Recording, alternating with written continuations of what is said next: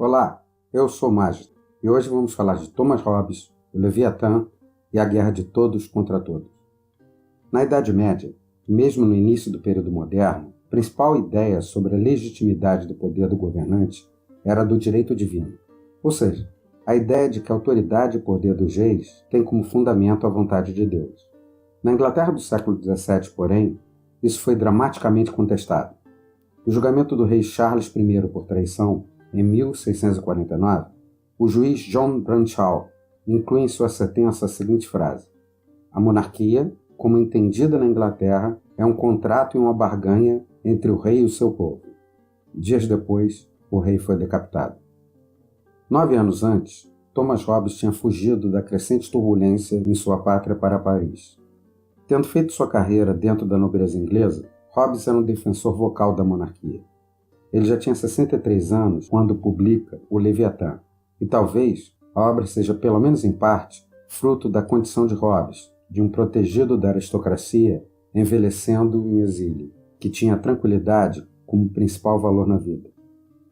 Hobbes teve contato pessoal com Francis Bacon e foi muito influenciado por seu empiricismo radical. Ele também era admirador da nascente visão mecanicista de mundo que tem origem em Galileu. Apesar de ser uma pessoa religiosa, a filosofia de Hobbes era essencialmente materialista. Ele sabia que não tinha chance de contrapor os argumentos republicanos com a teoria do direito divino, e resolveu usar a ideia de um contrato entre o povo e o seu monarca contra seus próprios componentes. Isso lhe rendeu inimigo nos dois lados.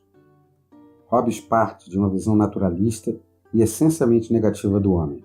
Não só o homem é movido apenas por desejos e apetites, como estes se manifestam de forma completamente egoísta. A teoria dos sentimentos morais ainda está um século no futuro. A pedra angular em que Hobbes constrói a sociedade, e que é a única característica remotamente positiva do homem, é que o medo da morte é o principal entre todos os impulsos. O homem estará disposto a controlar seus outros desejos se isso lhe afastar da morte. Esta visão do ser humano só pode levar à ideia de que, sem as pressões de uma sociedade organizada, o estado natural do homem é o da guerra de todos contra todos. Somente nos mais fracos, o medo da morte será motivador forte o suficiente para controle dos desejos. E como o balanço de força pode mudar a qualquer momento, qualquer um pode estar em uma situação de superioridade ou inferioridade em um dado instante. Hobbes oferece sua versão do direito natural justamente baseado no que seria racional para homens que quisessem viver mais e melhor, maximizando assim a satisfação de seus desejos e apetites, inclusive o desejo de permanecer vivo. Hobbes sumariza a lei natural em uma versão negativa da regra do ouro: não faça aos outros o que não quer que eles façam com você. Ele cita um total de 19 preceitos desse tipo, sendo 3 deles os principais. O primeiro preceito nasce diretamente do medo da morte. Todos devem esforçar-se para a paz, quando ela é possível de alcançar. Na paz, a chance de morrer, mesmo que você seja forte, é muito menor. O terceiro preceito facilita a obtenção dos outros desejos. Todos devem obedecer os acordos que fazem, sem o que os acordos seriam em vão. O cumprimento de acordos é a base do comércio e da prosperidade. O segundo preceito, no entanto, não parece tão óbvio. Segundo Hobbes, todos devem estar dispostos a transferir o seu direito natural a todas as coisas no estado da natureza para um soberano, quando outros também estiverem dispostos a fazê-lo. A justificativa da racionalidade desse princípio é mais complexa. O problema é que, no estado da natureza, não há muita chance de que as leis naturais sejam respeitadas. Hobbes cita 3 causas. A primeira causa ele chama de competição. No estado da natureza, os recursos para a satisfação dos nossos desejos e apetites são extremamente escassos. Isso gera a necessidade de competir por esses recursos e, por exemplo, preferir a violência quando está em uma situação de poder. A segunda causa ele chama de desconfiança. As pessoas não sentem segurança devido à competição constante. Isso danifica a sua capacidade de confiar em que outros tenham real intenção de optar pela paz e pelo cumprimento de acordos. Essa insegurança torna praticamente impossível a indústria e o comércio e faz com que os recursos permaneçam escassos, gerando competição e, novamente, insegurança. A última causa ele chama de glória. Existe um grande prazer no exercício do poder e na derrota dos mais fracos. Isso é um motivo adicional tanto para a insegurança quanto para a competição. Em uma famosa citação, Hobbes resume a situação dizendo que, no estado da natureza, a vida é solitária, pobre, sórdida, bruta e curta.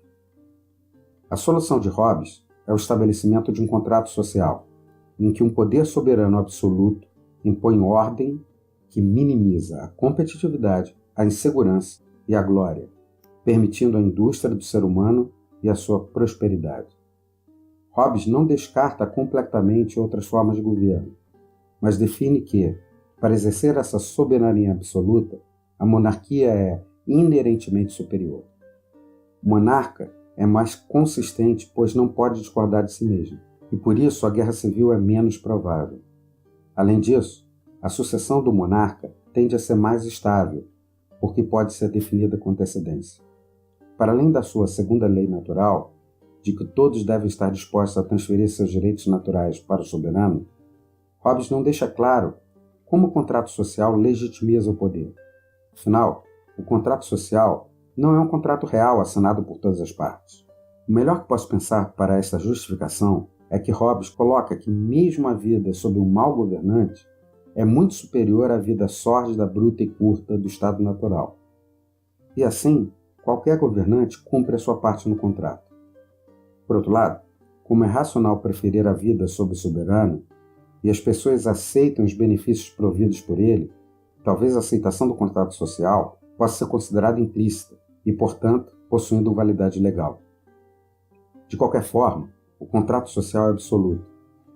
Claramente, para Hobbes, o bem coletivo supera o bem individual, e mesmo que indivíduos sejam injustiçados pelo governante, isso não justifica a desobediência ao soberano.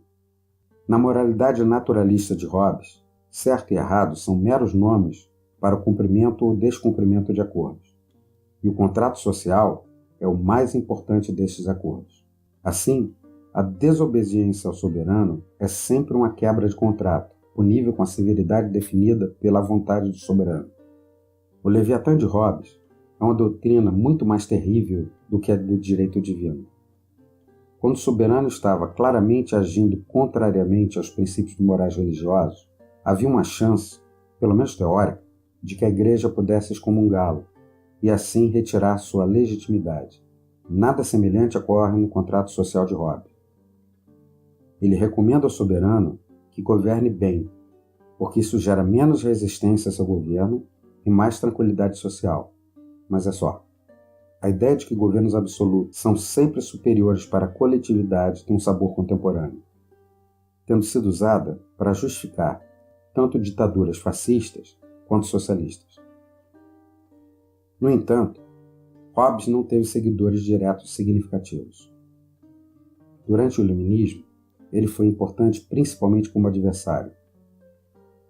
Homens como John Locke tentaram mostrar que a visão naturalista não leva às conclusões de Hobbes. E Locke é exatamente nosso próximo filósofo político. Nos vemos lá. Se você gostou do vídeo, clique em gostei. Ajuda muito.